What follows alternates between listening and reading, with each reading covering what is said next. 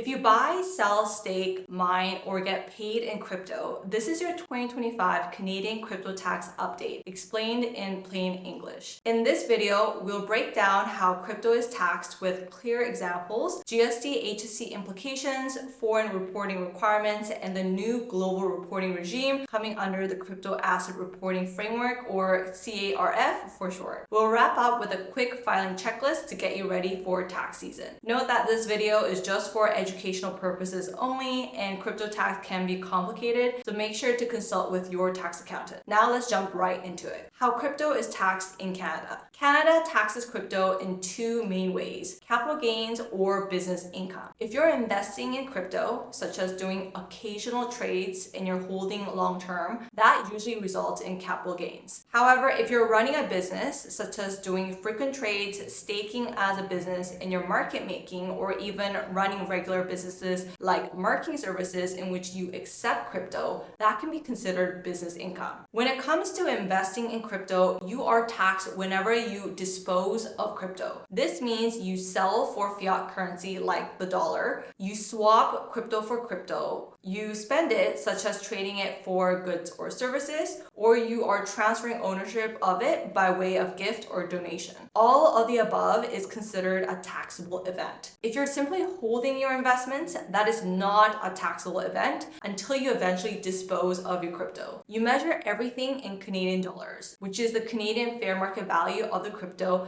at the time of the transaction. Make sure to keep records with details like date, type of crypto, quantity, Canadian value, and fees. Let's say that you bought Bitcoin worth 30,000 Canadian dollars. A few years later, you sell it for 50,000 Canadian dollars. Your capital gain is calculated as $50,000, which is the proceeds, less $30,000, which is the cost, equal to $20,000 of capital gains. In 2025, 50% of capital gains are taxable. So you include 50% of $20,000, which is $10,000, as part of your taxable income. If your marginal tax rate is 29.65% in Ontario, then your tax would be $10,000 times 29.65% equal to $2,965 of taxes. Another way to think about this is to take the full gain of $20,000 and multiply it by 14.83%, which is half of the 29.65% tax rate. You'll arrive at the same tax of $2,965. On the flip side, if you incur a capital loss,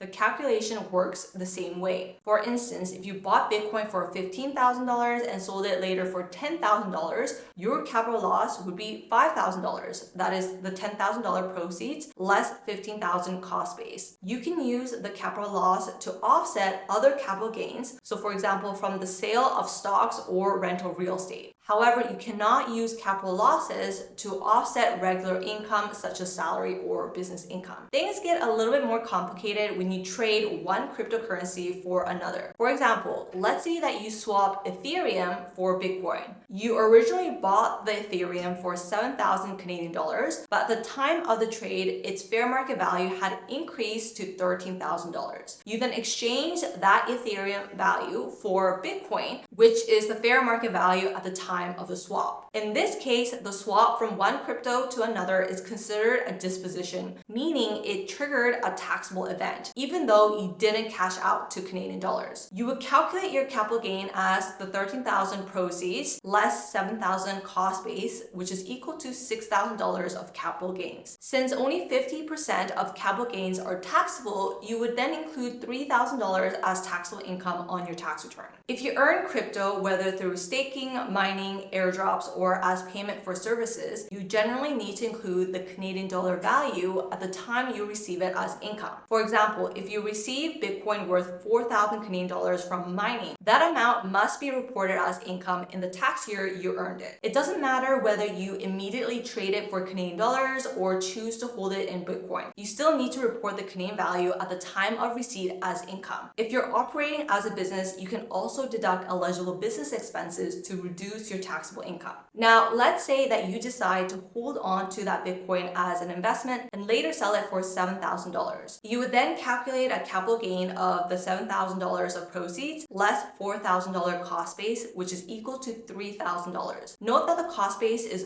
$4,000 since you've already been taxed on this amount, and this avoids double taxation. Since 50% of capital gains are taxable, you would then include the $1,500, that is the $3,000 times 50%, as income on your tax return. Notice that this differs from your original business income, which is included 100% on your tax return. GST HST, what's taxable and what isn't? There's often confusion around how GST HST applies to crypto-related business activities, so here are two key takeaways to keep in mind. The first is mining rewards. If you operate mining activities in respect of crypto assets, under Section 188.2 of the Excise Tax Act, most mining activities are deemed not to be a supply. This means that you do not need to charge GST HST on your mining rewards. However, if you're getting paid in crypto for goods or services, that's a different story. If you receive crypto as payment for goods or services, this is treated as a barter transaction. In this case, your goods or services may be considered a taxable supply, and GST HST could apply depending on the nature of your business. Some supplies may be exempt or zero rated, but that depends on the type of product or service, not the fact that crypto was used as payment. To determine your GST HST, calculate the Canadian dollar equivalent of what you sold and apply the appropriate GST HST rate. So for example, let's say that you provided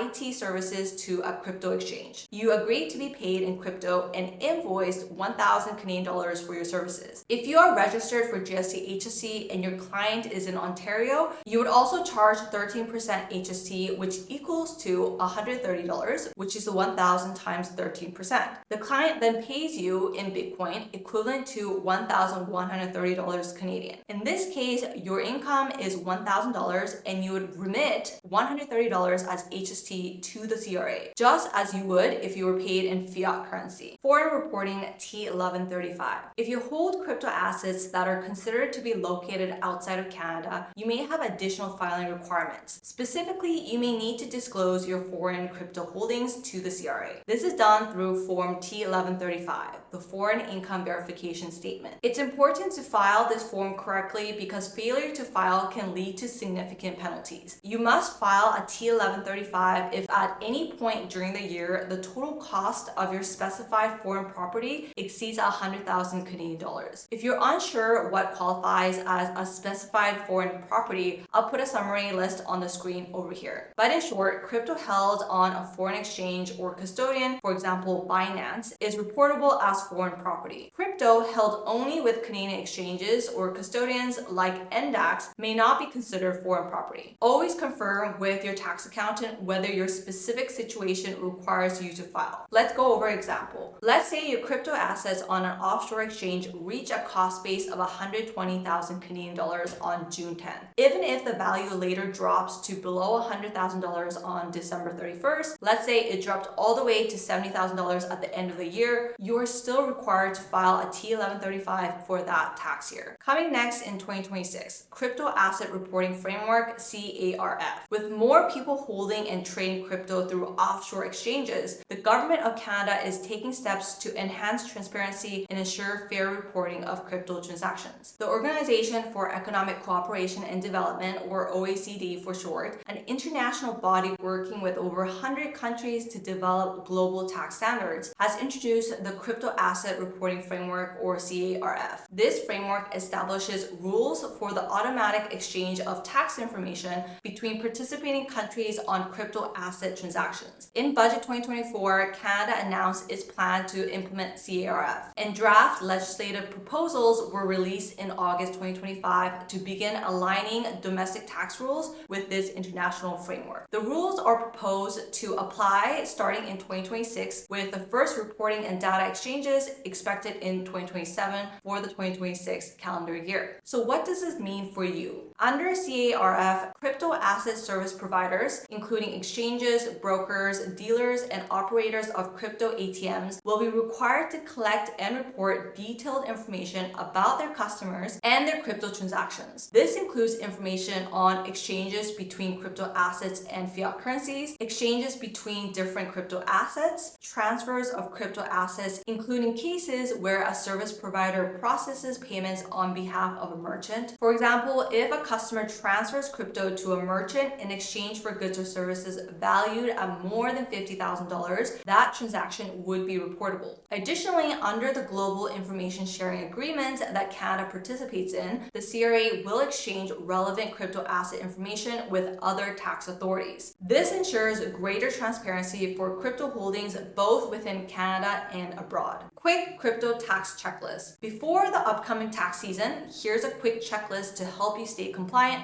and avoid last-minute stress. 1. Gather your records. Keep a record of every crypto transaction, including purchases, sales, swaps, and income from mining, staking, or airdrops. Specifically, track the date of the transaction, your cost base, your proceeds, and the Canadian equivalent, as well as any fees associated with trades. 2. Calculate your gains and income. Separate capital transactions like long-term investments from business income transactions such as staking or mining. That way, you or your accountant can calculate the capital gain or the business income related to your crypto transactions. 3. Review GST HST obligations. If you receive crypto as payment for goods or services, determine whether your supply is taxable and make sure that you've charged or remitted the appropriate GST HST if applicable. 4. Check if you need to file the Form T1135. If your cost of foreign crypto assets exceeds $100,000 Canadian at any point in the year, for example, if your holdings are with a foreign exchange like Binance, you may need to file the Form Income Verification Statement or Form T1135. 5. Watch for a CARF implementation. As new international reporting rules come into effect starting in 2026, keep an eye on communication from the CRA and your crypto platforms. They'll soon be required to report certain information automatically to tax authorities. If this video helped you better understand how crypto is taxed in Canada, make sure to like this video and subscribe for more content like this. If you have any questions, drop them in the comment section. I might make a follow-up video answering your most commonly asked questions. Thanks so much for watching, and I'll see you guys in my next video over here.